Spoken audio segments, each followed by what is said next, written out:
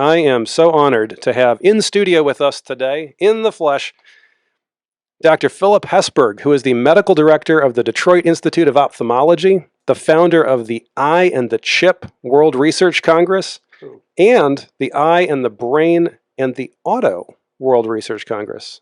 Dr. Hessburg, welcome.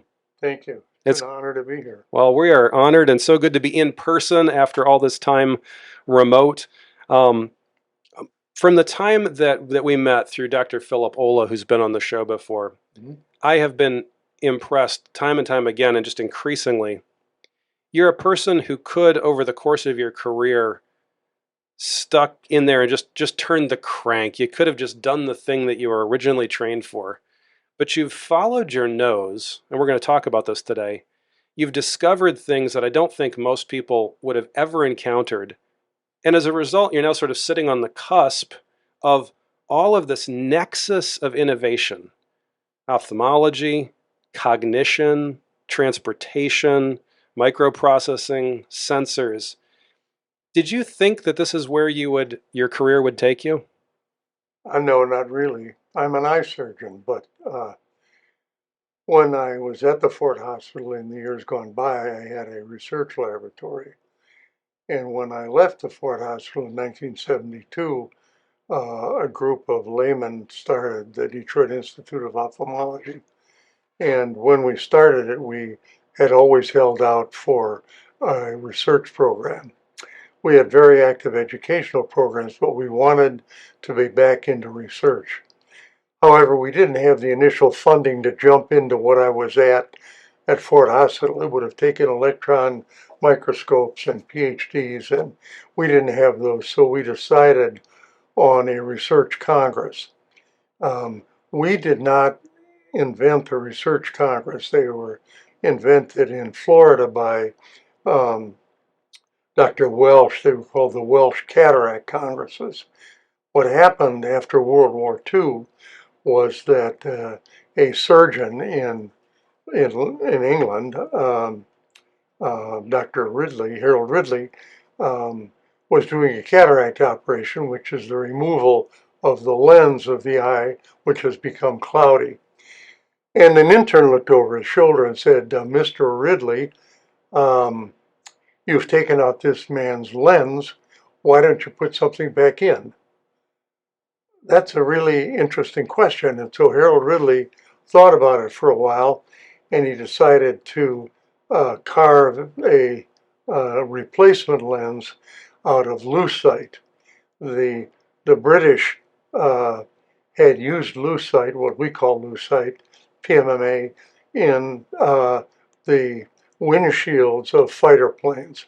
And Harold Ridley had seen several of those pilots who had pieces of that material inside of their eye, which was being well tolerated. And so he decided to carve a lens out of polymethyl methacrylate, and he carved it the same size as the original lens, not taking into consideration the difference in the weight of the lens of the eye and PMMA. And so the first dozen or so people that had it, the vast majority of them had terrible results. But there were 3 who had the recovery of what was normal vision. Wow. And so it was an amazing step forward. And immediately people in Europe began studying it, people in Russia began studying it, and we in the United States decided that we wanted to study it. However, what happened was our own organizations were very opposed to it because the results in Europe had been so bad. But what happened was the American popular press heard about it, and they began writing articles about intraocular lenses. And that caused a group of young investigators to think maybe it could be done better. And those investigators who had developed an implant began to meet in a research congress in which the model blossomed under Doug Koch and Jared Emery in the South. And the model was to give an investigator who had developed an intraocular lens model 20 minutes to present his work, and this was to be followed by a 10-minute challenge period. So that if you're in a room that's totally full of people who are working in this field, and you give that audience 10 minutes as a challenge period, it's amazing how much comes forth. They get right to the point. There's blood on the floor. It really can be, it can be challenging. So when the Detroit Institute of Ophthalmology looked for research projects, we wanted to use that model, but we didn't know which silo in medicine we wanted to follow. So what we did was we began looking at the literature, and we developed a list of about a dozen different areas that might lend themselves to this kind of work. One of them was tinkering around with intraocular lenses. The intraocular lens was invented by Harold Lidley. All the rest of us who played around with it were really tinkerers. So what we decided to do was to use that model, and we took the dozen silos of interest, and we boiled it down to about 4. And then we began a study of the literature. And by studying the literature, we could discern the community investigators who might be interested in each of those silos. In the area of nanoelectronic visual neuroprosthetics, nanoelectronic visual neuroprosthetics, the leading authority in the world was and still is Joseph Rizzo from Harvard Medical School. And after we had put together a bibliography of 20 investigators around the world, we went to Boston and sat down with Joe Rizzo and asked him if he would co-organize a research congress. And the first one we had representatives of half a dozen countries. Now, at the Eye and the Chip in 2020, we had representatives of about 50 different laboratories tinkering with different chips. Okay? And the idea is to develop a chip to implant either in the retina or in the visual cortex of the brain. There were some charlatans early in that field which lent a bad flavor to the work. Ultimately, the people in the Eye and the Chip Congress really got past that, and that community has become very active in advancing the concept of such a device either in the eye or in the brain. It strikes me that the origins of that come from a Congress that was not wildly theoretical. You had people who were actually doing these implants. They were trying their best. This was actually not just leading edge research in a theoretical sense, but it was applied research because these were actually being done at the time. And I mean the intraocular lens. The intraocular lens one. Don't forget at that time the FDA only looked at pharmaceuticals. So those of us who were tinkering around with Harold Ridley's original idea, we didn't have all the niceties of FDA regulation. In fact, our own American Academy of Ophthalmology would not let us present papers on it. So, in effect, it was so richly frowned upon that an organization, the American Intraocular Society, grew out of that group of tinkerers, and that eventually became the American Society of Cataract and Refractive Surgery, and eventually the American Academy of Ophthalmology, because the people of the United States decided We don't like cataract glasses and we want implants. Mm. If I give you a pair of cataract glasses, in other words, take the lenses out of your eye and put them into glass in front of you, Mm. the image that you looked at is 1/3 larger than normal, and your peripheral vision is cut down by 1/3. Oh, wow. So if we take out the lenses and put the cataract correction into a pair of glasses, we make you a visual cripple. Mm. Okay, Mm. and so the But that was the standard. that was That the was standard. standard. It had been for 200 Yeah. years, and the American public decided, "Hey, man, we don't want that." And so those of us who were fooling around with intraocular lens implants, uh, although we were, I wouldn't say held in disgrace. I guess I would. We we were very quick to see what other guys had done that hadn't worked. Mm. Okay, the Germans had used haptics made out of nylon, which dissolves inside the eye. A bad mistake. Oh, my goodness. Okay, and the Russians had built implants which, on the face of it, we thought were ridiculous. The Low Countries in Europe had developed implants which they sewed onto the iris of the eye. Mm. Well, that's like you buying a painting and then hanging on the curtains in your living room. That doesn't make sense. Mm. And so those of us who were fooling around kept looking for safer and safer ways to do it. But it was really we'll try this week, and a couple of weeks later we'll try something else. Let's see what works and navigate our way through.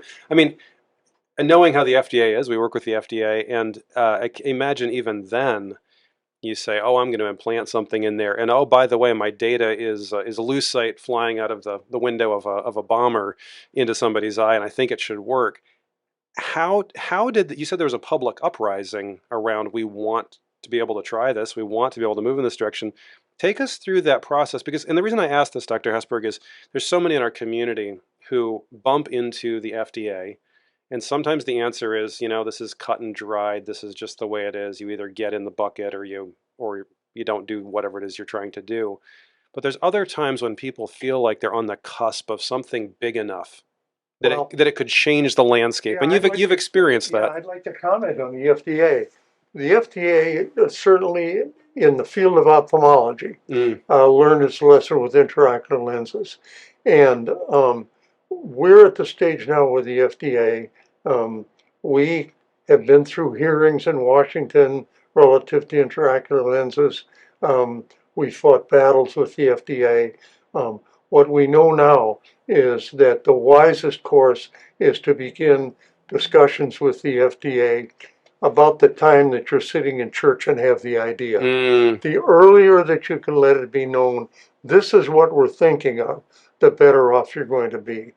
When it came to the development of devices for the blind, that is, chips to be implanted in the eye, our reception at the FDA was entirely different. So if you look at the eye and the chip in the year, when we were ginning up in 1999. Because the conferences started Right, in the first, 2000, I think, right? yeah, it would be 1999. We had the FDA at the very first meeting we had, Mm. and we involved them, and we had them comment on papers that were given, and they played a crucial role in the advances that we made. Mm. So that I hear at meetings, the FDA this, the FDA that.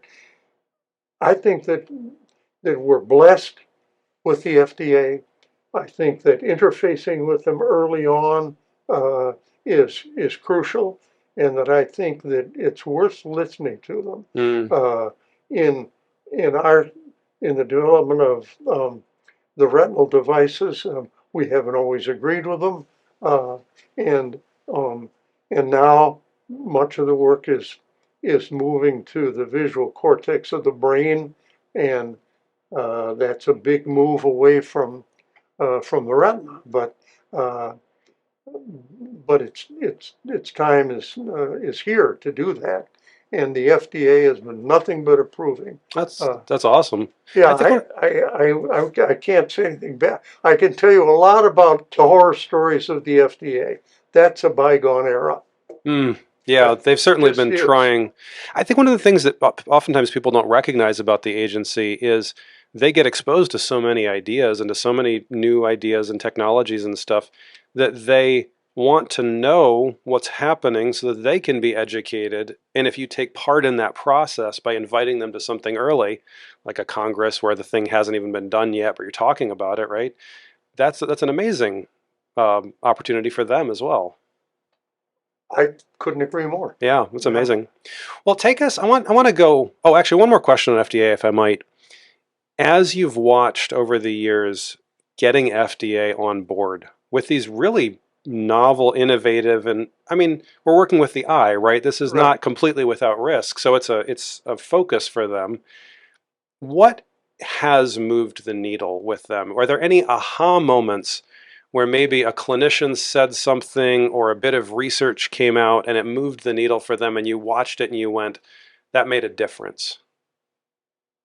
Well, surely the uh, the place that we're now at Mm, with visual neuroprosthetics is that we have proof of principle that we can create devices which take photons of light uh, and display it uh, an electronic plate on the inside of the eye, mm, which will send messages to the brain. wow. We're not at the place where the visual reward is sufficient to make the average blind person uh, happy with the result. So the proof of principle is there. We know we can do that. We can make you see something, but we're not replacing your That's sight right. We yet. can make you see something which to many people is like a grid of flashing lights, Mm, so that you can see um, that grid of flashing lights is an E. All mm, right. Uh, but it's not what the average person, at least at this stage, hopes he'll get out of it. If I'm a young blind man, blind from retinitis pigmentosa, and I decide to have an implant placed in the eye, you can talk all day long to him about what the results are going to be, but what he hears in his brain is, I'm going to be able to see my baby's face, I'm going to be able to drive, I'm going to be able to read. And that isn't where we are yet. mm. Uh, so we have 50 or more uh, active research projects going on around the world. Last behind the chip, we had 13 countries represented, Mm. especially the Australians, the British, the Germans, the Israelis, the Americans, uh, all working, first of all, to do two things. First of all, we have to have better electronic devices. Mm. Uh, the chips we have, they're very, very small, they're very, very delicate, but when you compare them to the rods and the cones of the retina, they're way too big. Mm. Okay? And not only that, but the input of electricity we put in is entirely different than the input of electricity that the rods and the cones are putting out naturally. Mm. So the second thing we have to understand is that equation. That is, your retina is a piece of the brain out on a stalk. Okay, so when we look at the retina, we're really looking at the neural tissues of the brain, Mm. and we don't understand that as well as we will someday. We have a whole group of people now working what is called neural coding. Neural coding means how does these cells talk to these cells? And we don't own that yet. Don't fully understand that. Well, that brings us to something that was just absolutely fascinating for me when you say that the eye is part of the brain, not something separate from it. Your work, and I want to come back to the congresses themselves in a Sure. minute, and I want to talk about sort of community and how you've developed this community over the years. But one of the most impactful things to me was this idea that we think of the eye and visual acuity as being a metric for things like safety. We're driving cars and we say, well, how good is your eyesight?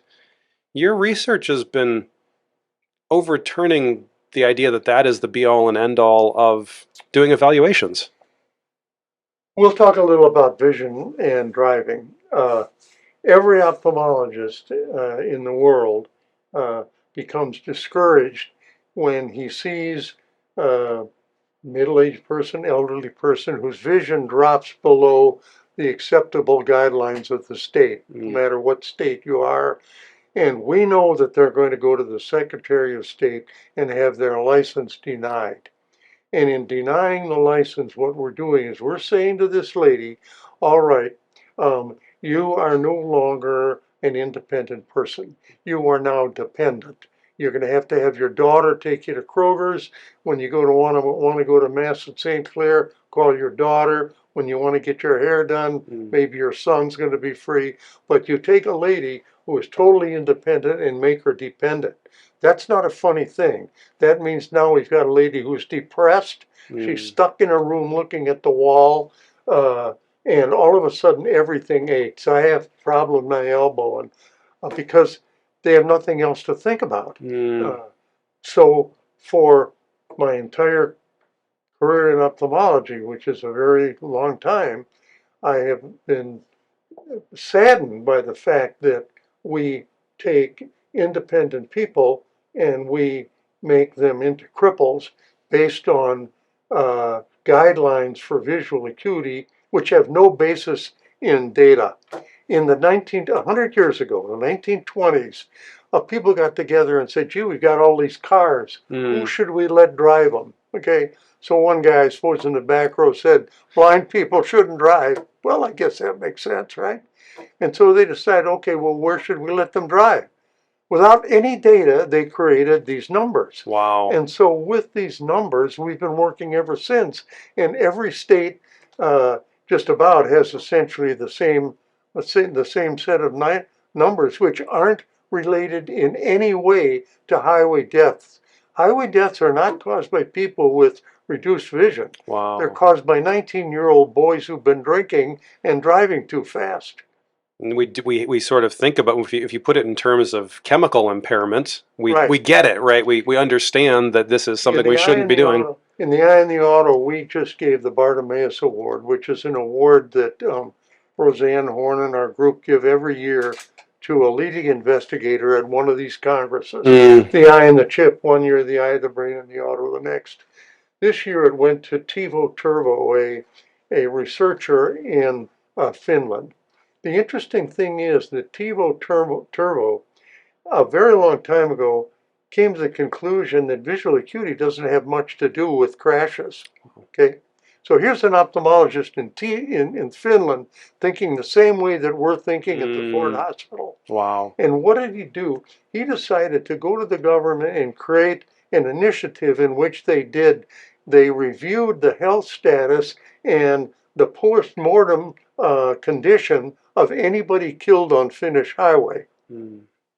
Now think of that for a minute. This is a guy who for a couple of decades has been collecting the data on people killed on the highway. And so if you say to him, what causes people to die on the highway? Okay, you find some things that are very, very interesting. Less than 2%. In fact, during the Congress this time, we pinned him down. Probably less than 1.5% have anything to do with sight. Wow. And that's the only thing that you're going to be tested for. So cognition, whether the person is mentally, is cognitively crippled, or whether or not the person has a whole set of other frailties, they mean nothing. We don't test for them. So what we do is we take an awful lot of people and we make them into visual cripples. Wow. Your eye test is suddenly the start of your mental health problem.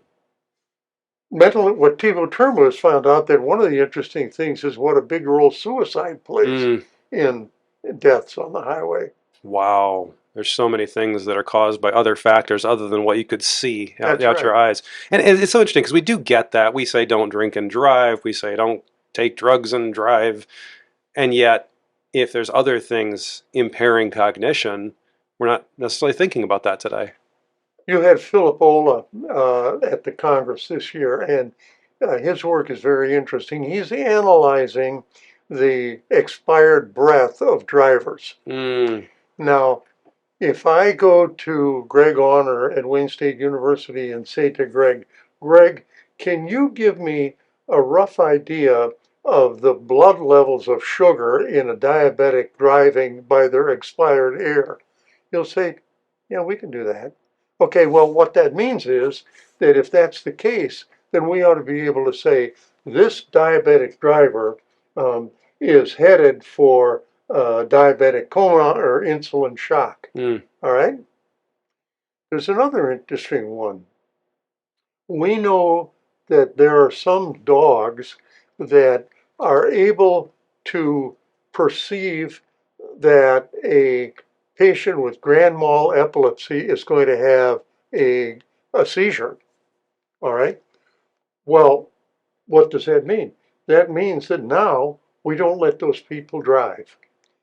But if there is a way in which the expired air, I mean, if the dog can figure it out, there's something in the expired air that's coming forth from the neural centers of the brain, Mm. which say, hey man, there's so much activity here in the brain that we're going to have a seizure. If that's the case, then the vehicle ought to take over control of itself and pull off the highway.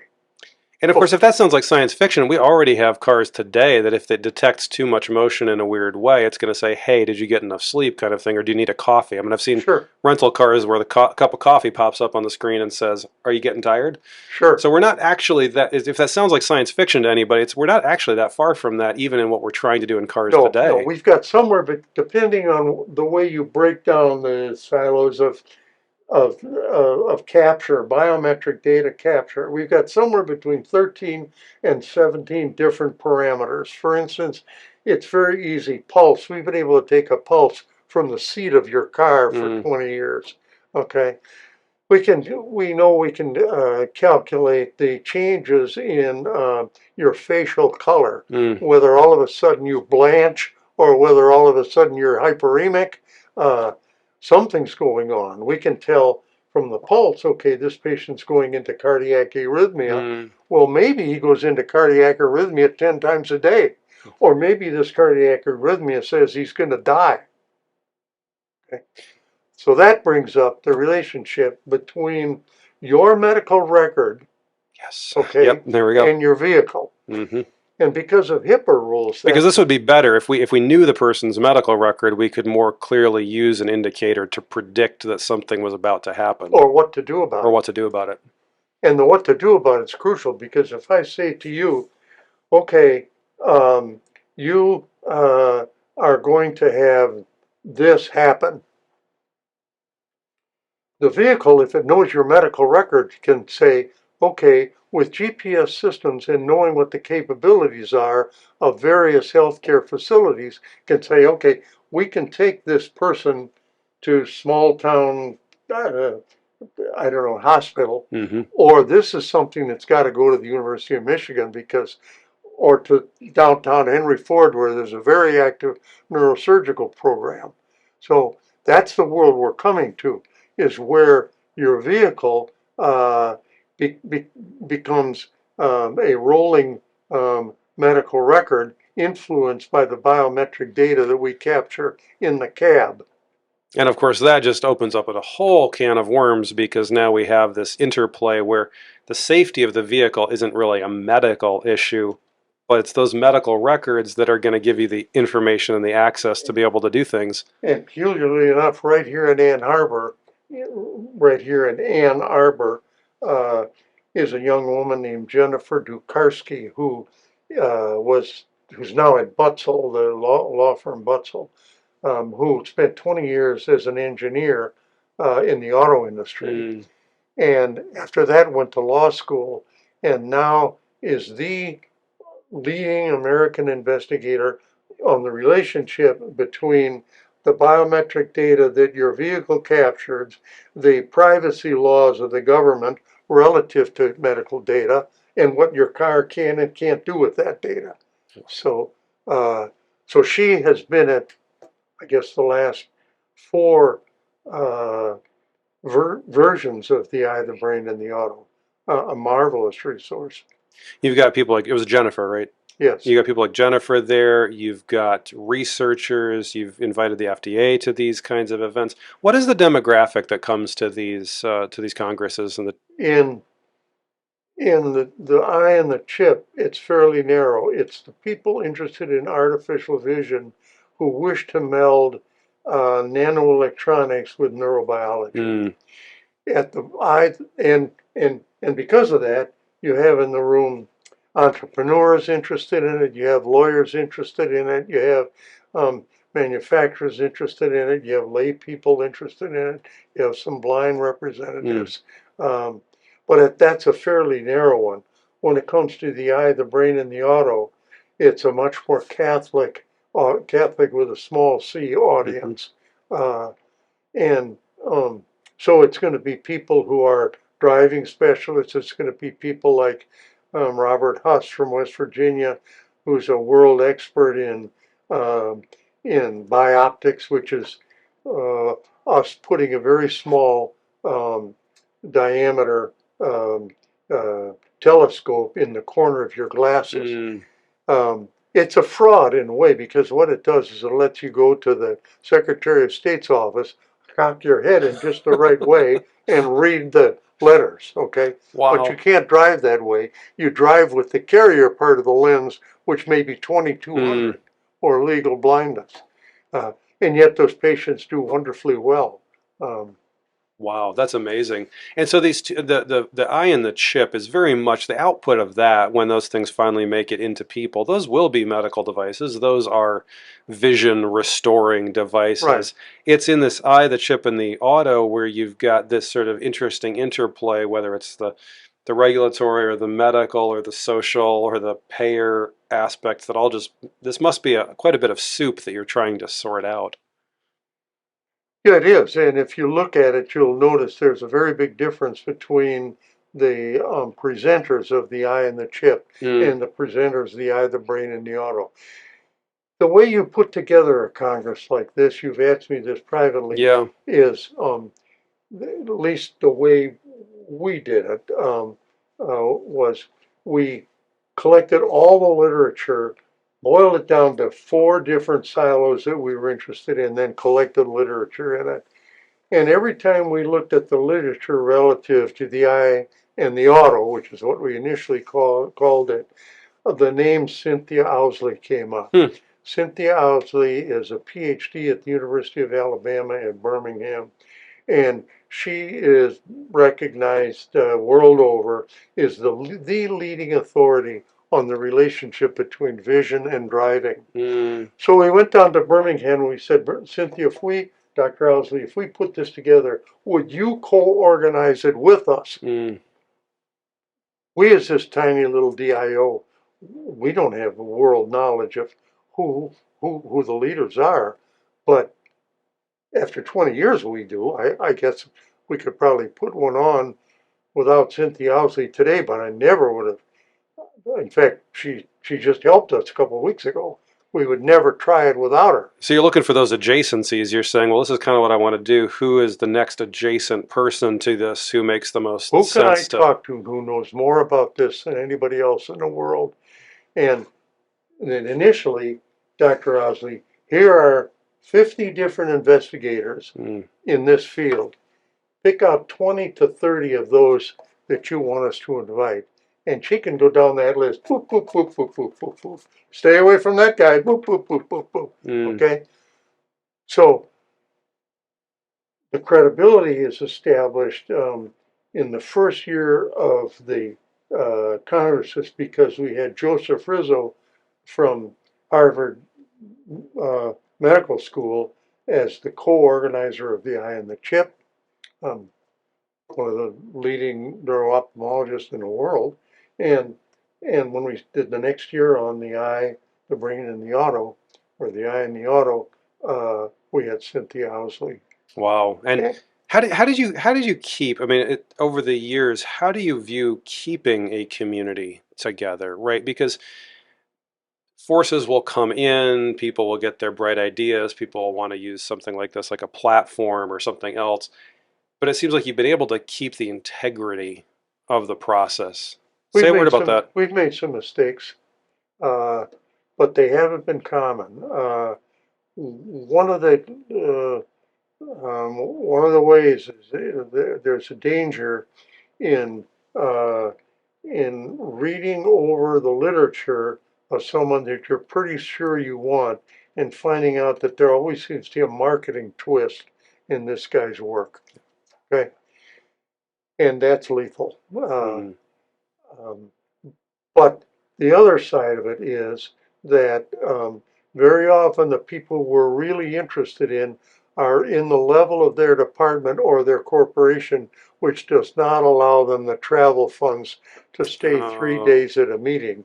And so from the very first, if we settle on a guy, we pay his way. Mm. If his department will pay it, Roseanne and the rest of us will figure out a way to put together the money to bring that person in and to make a presentation and to have their air travel and their 3 days in the hotel covered. Mm. Uh, So not only are you identifying those adjacencies of people that you say really should be here, but once you've said that person really belongs in this discussion, you're making it possible for them to be Absolutely, there. that's absolutely. Yeah. So we have Joanne Wood coming. I can remember when Joanne Wood, who is a researcher in Australia, when she was in the, I wouldn't be so gross to call her a nobody, but I think the first time we invited Joanne Wood, nobody knew who she Mm. was. Now, now, now she is well, she's one of the leading lights of the eye and the auto, and I would guess that um, she's so far up now in the academic realm that she probably could pay her own way, but we make sure she's here. But It's still there. You yeah, get her there either yeah, way. That's right. awesome. Well, I want to mention to our audience if they've got a question for Dr. Hessburg, we would welcome it. Feel free to raise a hand in the Zoom room. I do want to, before we get too close to the end here, I do want to bring up and thank you to Roseanne Horn, who's in studio but off camera here with us today, and it's the the power behind the throne, certainly putting all these things together. But No, Doctor, she actually sits on the she throne. actually sits on the throne. I was starting to wonder if that weren't Yeah, the that's the case. true Yeah, truth. that's awesome. Thank you, Roseanne. And we have this slide here of the upcoming events. Maybe Dr. Hesberg, you can say a word about the two events again that are coming up. Just held October 30th through November 1st was the Eye, the Brain, and the Auto. Presumably that's coming up again next year. The same. Will come again in 2024. That's Yeah, 2024, right. and the Eye and the Chip is 2023. Yes, it is. Right. Who are we looking for that event on October 8th through 10th for the Eye and the Chip? Well, certainly we will have in the room virtually uh, virtually everybody who in the world who's making a contribution in this field. And so that attracts not only people who are thinking about the day when they will begin to implant these, because right now we're not at the place where around the world we've probably put in 500 devices. So the proof of principle is very solid, Mm. but it isn't at the place where every neuro surgeon is opening up the skull to put in these devices. That's that's in the offing. Um, but we'll have uh, other tinkerers who are working on them, um, other representatives for corporations that are currently manufacturing them. Mm. Uh, there will be patent attorneys there. Um, there will be entrepreneurs there. There will be representatives of the blind community there. Mm. Um, and it's open. The microphones uh, are spread through the audience. So anybody in the audience is uh, is invited to speak. That's And that amazing. long challenge period of 10 minutes is unusual in a medical meeting. That's a long time to defend yourself. Yeah, I mean, if you you already got through your PhD thesis a long time ago, this is resubjecting yourself to a little bit You more of the bet. same. You better know where the problems are going to come from. Where it's coming from. If people want to get connected, they can go to www.henryford.com and either slash the I and the auto, all one word, or slash the I and the chip, all one word. Or at the bottom of the slide, which I think is full screen now, you can see Roseanne's email if you want to get connected to that. I guess one more question here, Dr. Hessburg. You said over 500 of these devices have been implanted Yes. in this community. That's a With relative, the world community, the world community, not this little community. the world Yeah. Right. neuroprocessing Yeah. community. Right. What does it take? I mean, this is a big decision to allow someone to operate on you experimentally at some Sure. level. Sure. To do that, just take us through a little bit of that process. What is somebody? Who are the people who willingly go through these kinds of operations, knowing that this is still research grade? I mean, it's one thing to adopt, people for a clinical trial if it's a Well, foot first brace. of all, um, if someone is blind from birth, Mm, the brain has never learned to see. mm, And so one of these devices would not produce any useful vision whatsoever. interesting. If the patient has developed good vision, such as patients who have retinitis pigmentosa, um, if uh, they start losing their vision in their late teens, and generally they're pretty fully blind by the time they're in their 40s. Um, those patients uh, either have a strong desire to see again, or they become so adept at uh, the niceties of life without vision that they really could care less about devices. Mm, So they tend to sort themselves out between those people who truly want a device mm, and those people who say, hey, I'm getting along fine the way I am. At the Detroit Institute of Ophthalmology, we run probably the largest support groups for people who are blind or visually impaired mm, in the United States. Uh, and so we know a good deal about the people who are uh, appropriate candidates. Somebody appropriate candidates for a dog, for instance.